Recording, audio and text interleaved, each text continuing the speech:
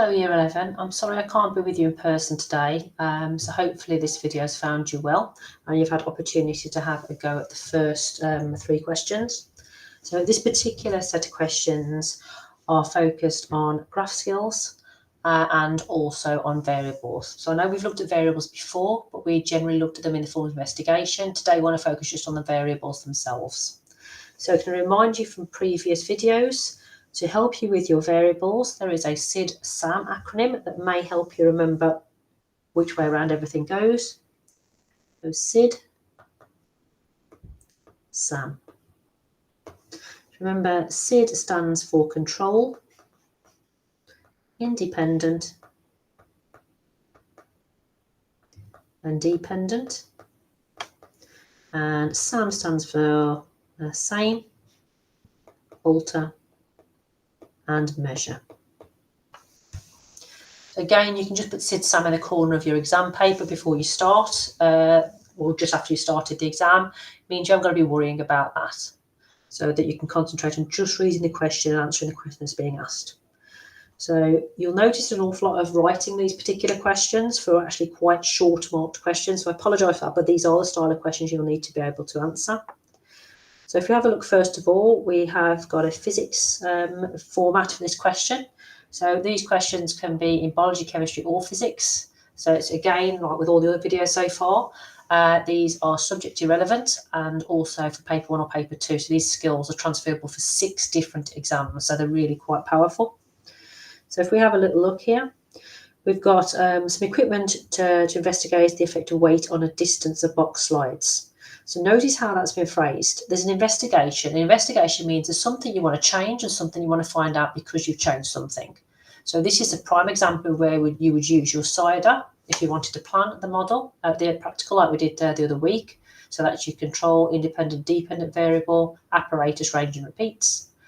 It's also where you use your SID-SAM acronym because you are going to alter a specific variable, your independent variable, and then you're going to measure the outcome having changed that. So something's going to change because you've altered your independent variable, and that is your dependent variable. So straight away we know we're changing something and we're going to measure something. You've then got the picture there and you have the method which you can work your way down, and you should read your way through it. Read it initially, then read the question, and then go back and reread any information you've got here, just in case you've missed any useful stages. However, the first question here does ask you to identify, as in it's a fact. You just need to name it. So identify the variables in the investigation. So we've been asked to identify an independent variable, which we know from our SID-SAM means that this is the one that we are going to alter. So we know what the data is going to be before we start with this one. We know we're going to have it this, and this value. We also need to identify the dependent variable.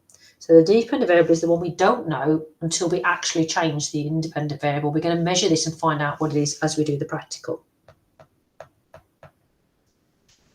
So there's a couple of ways you might be able to identify this, and we'll start by looking at the initial statement. So it says we're going to investigate the effect of weight on the distance the box slides. So we're going to decide what the weight is going to be, and we're going to figure out how far the box slides if we have different weights in them. So straight away, we don't know how far the box is going to slide. This is the thing we need to measure as we do the practicals, because we don't know what it is yet. What we can do is we can pick what weights we want to put in it. So we can alter what the weights are in there. So that's one way of identifying your variables. The other one is to identify in the method itself, you have 1 Newton, 2, and then 3. So we've got 3 different readings. We've altered something in newtons, and newtons is the weight of something. So again, you've identified the 3 alterations you're going to have there. So whichever way you want to look at it, we've identified that what we are going to alter is going to be the weight. And those are the weights that we put inside that box. What we don't know until we've done the practical that we're going to have to measure as we do the practical is how far that box is going to slide. So that distance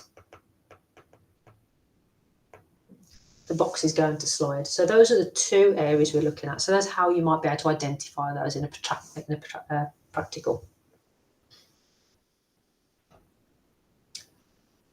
Now it does then mention a control variable. So control variable is then something we keep completely the same. We do not alter this. This stays the same.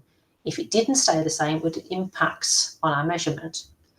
So it says the extension of the rubber band was a control variable in this investigation. We're going to suggest one other.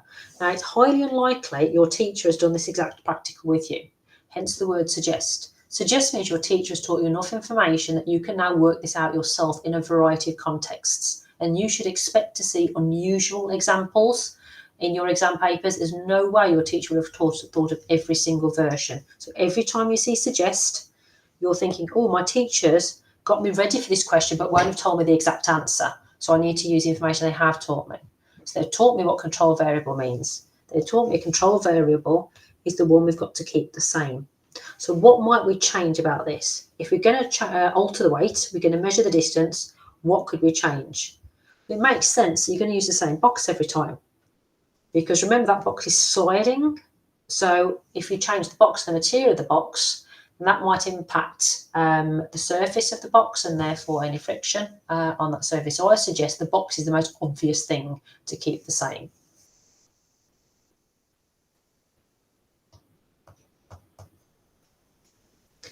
Okay, moving on now. So now we move on to a biology question, and we're looking at the effect of temperature on water uptake by the plant shoot. You're effectively looking at transpiration at this point, so that's the area this particular question is embedded within.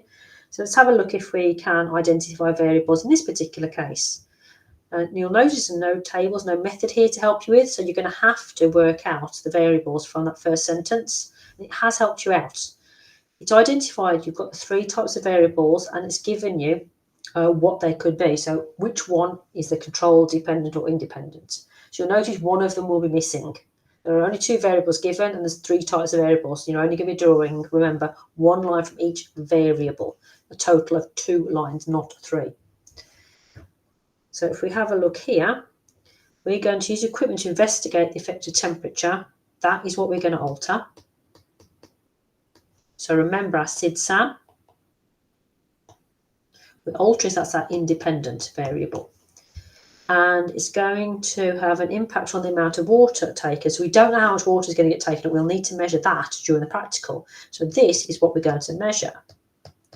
So that is our dependent variable. Let's go see what we've been given then. We've been given temperature. So temperature apparently is our independent variable. Just work that out. We know our dependent variable is the water uptake.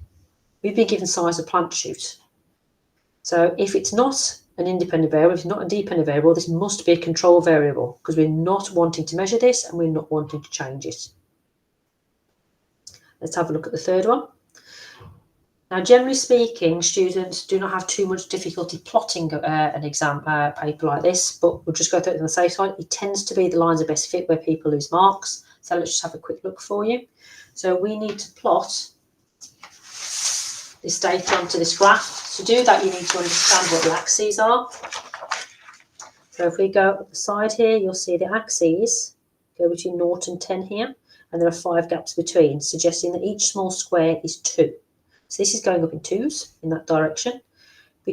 On the x-axis, it goes between 0 and 0.5, and then there are 5 gaps between, suggesting that this one is going up in 0.1s, and this one is going up in 2s. So you need to know straight away what you're going up in so you can work that out straight away. So then we just simply plot any data that we haven't already plotted. So if we have a look at 0 time, we've got 0 volume. That's nice and easy. Then at 0.5, so here, we're going up to 34. So we need to go up to 30 and then 2 and 4. So we go up to 34. Please use crosses, not dots.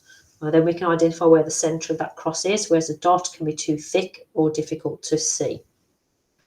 So we've done that one. So let's have a look now at 1 a minute. So that is going to be here.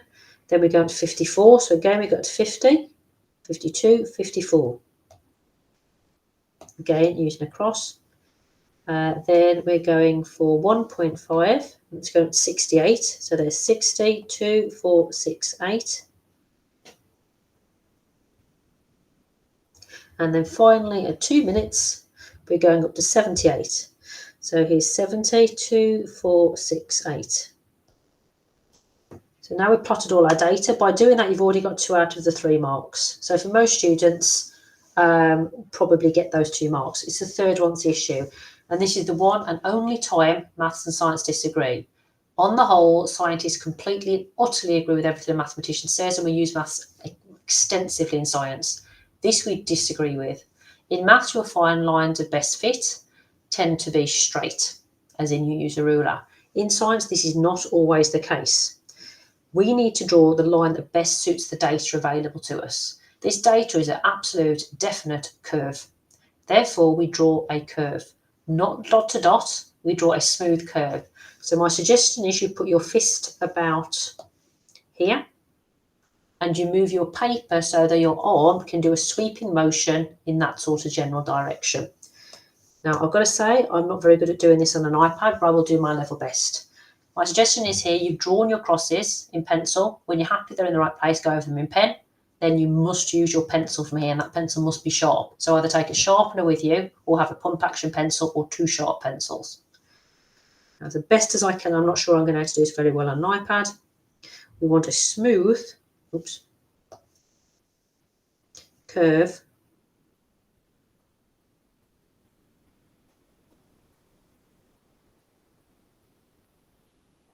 like so. Not dot to dot. Now, if for example, we found a cross down there, we would leave it out. That would be an anonymous result. We would not cover it. So we leave out any results that would be in the wrong places. So again, that's the best I can do. It's a little bit wobbly at the top there, but the best I can do on an iPad. So you'll have a chance to practice now a further 2 examples on variables and a further 1 on lines of best fit. Please may I reinforce that maths are correct. In maths, your lines are straight with a ruler. In science, we don't agree with that in science lessons only. It is whatever pattern you need to show. So line of best fit doesn't mean straight line of best fit necessarily in science. One last reminder, I am running an Easter revision session. So on Thursday next week at 10 o'clock, if you're foundation, you want to join me to do a practice chemistry paper, paper 1, you're more than welcome to. And at 10:45, I should just about be at the higher questions at that point. So if you're in higher tier, you may join me. The Google link will be shared with you. If you're in a Google school, that link will probably be already on your classroom. If you're not in a Google school, your science teachers will get that to you in a different format. Okay, happy revising and enjoy your Easter holidays. Bye-bye.